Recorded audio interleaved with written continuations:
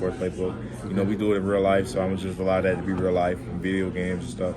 I just try to use the multitude of playbooks to try to mix up the players, to try to mix up the users that I'm playing against and stuff like that. Do you only play with Wake Forest, or do you? Yeah, I mostly play with Wake Forest, and then like if I win and stuff like that, we play again. Then we pick random teams. Okay, and then your rating, what actually is it? It's an 89. Were you happy with that? Yes, I was happy with it. I mean, being the highest rated player on the team, I mean, it's a blessing in a way. But I'm just excited, you know, for the seasons because I know that they update it weekly during the season.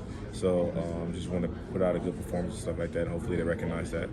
Did the name and image actually? I mean, the attributes, everything match up to you? Like, I think so. I had a few guys show me the pictures. Like, this is not me. I think so. I mean, it's like either pick your poison. Like you either get your name on there or you get your face right. It's like I don't know, a plethora of players. It's like too many to count on the game. So, I mean, I didn't really mind, you know, my face being like a certain way or anything like that. Okay. Just as long as my name is on the game and they got my jersey, then they know it's me. Yeah. So that's all that matters to me. Gotcha.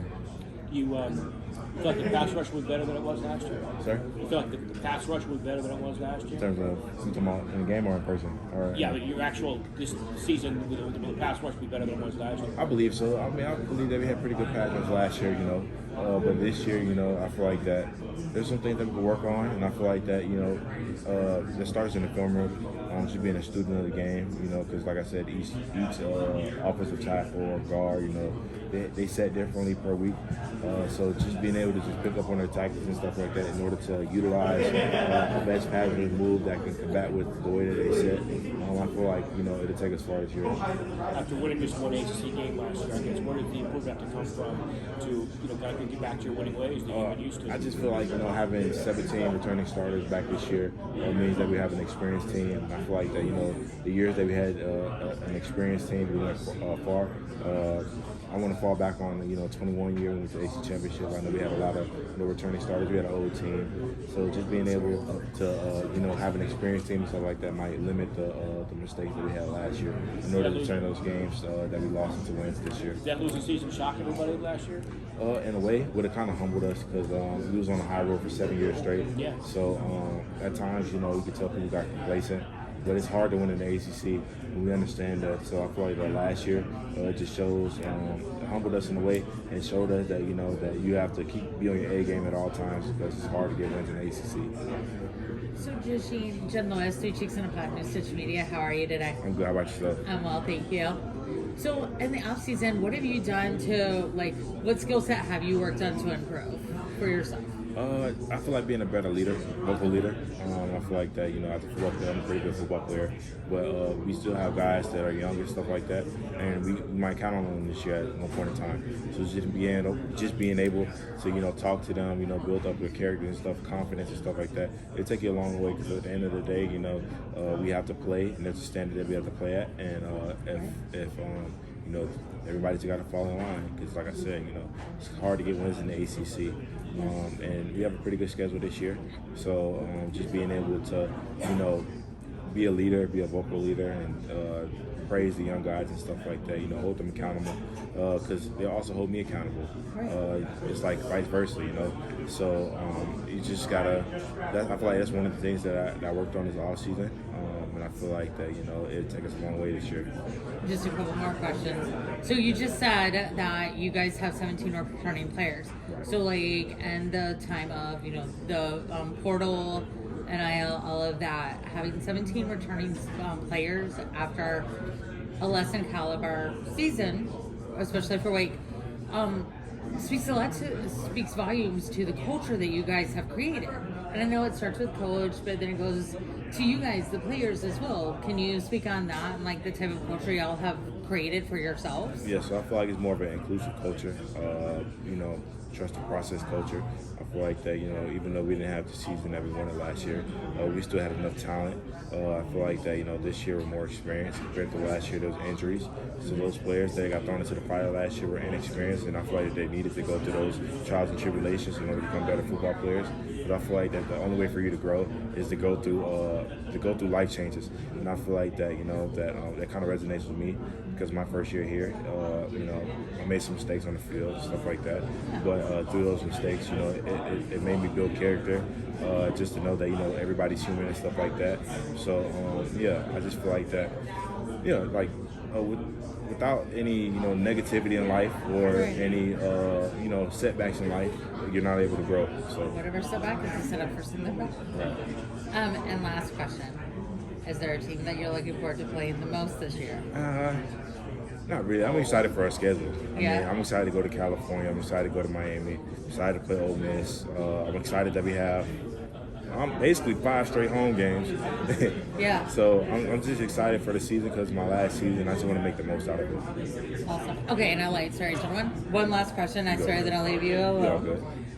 So with all the kids that do look up to you, what do you have to say to them? Especially, just in general, because we all go through hard times in life. Right. It makes us stronger. Right. So, I say just to believe in yourself. You're here for a reason. You have a purpose in life, and once you find that purpose, you just have to keep honing in on that. And I feel like that loving yourself first will take you far, because I feel like that life is all about perception.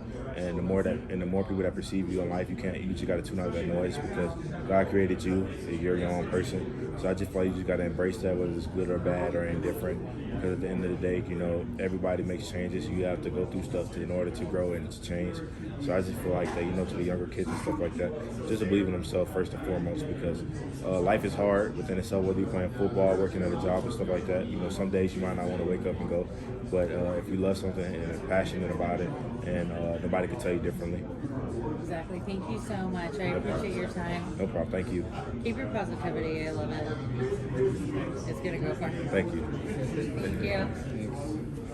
Go ahead, man. First things first, he doesn't have to be on the D-line, but who's someone on the defense that we're not talking about right now, but come week 4, week 5, we should be talking about. On the offense, who gave y'all hell this spring?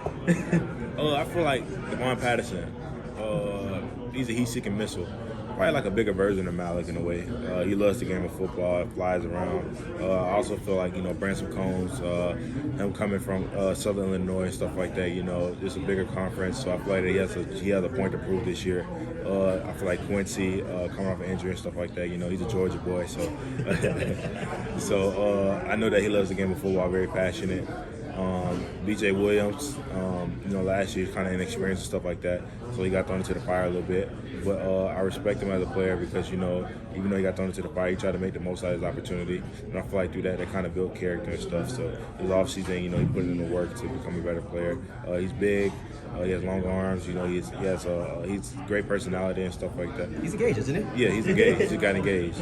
So basically, just having those players, even Carrington Lee, Tyler Walton, I feel like they're up-and-coming starters. Who could y'all not stop during the spring? I'd probably say everybody was good, like Horatio, Deuce. Keep hearing Horatio. Damon. But you can tell, like, Deuce and Horatio, they still Georgia boys. So it's like, it goes back to my point that I was talking about earlier, that I feel like that I'm kind of biased, but I feel like that, Georgia per capita is like has the best athletes in the country. So just having people like that believe in themselves, I feel like they believe in themselves. They're starting to walk around with a swagger, having confidence in themselves, and I feel like that the more confidence you have, the better player you'll be. So I'm talking about belief. That's probably my last question. Why should Wake Forest fans believe in this team this year? I know everyone had high expectations last year and it just came up short. Right. Why should they come back and make sure this is the team? I feel like that we're an experienced team this year, having 17 returning starters. That'll kind of allocate for like the mistakes that happened last year. I feel like that, people getting hurt last year and stuff like that, and having the younger guys thrown into the fire, I feel like in a way that kind of helped us in terms of this year, because now they have experience under their belts. And I feel like that, optimism is like an avenue of life for real, because I feel like that, just because one thing happened that was bad, doesn't mean that, the next year be the same way. You just got to be hopeful and just be resilient in life, because I feel like that, having those traits and stuff like that will make you prevail. Thanks, JD. No problem. I got like a survey questions mostly about college football in the ACC. If you could steal a player off any roster in college football and put him on Wake Forest, who would you take and why? It's kind of hard. Yeah. I don't know.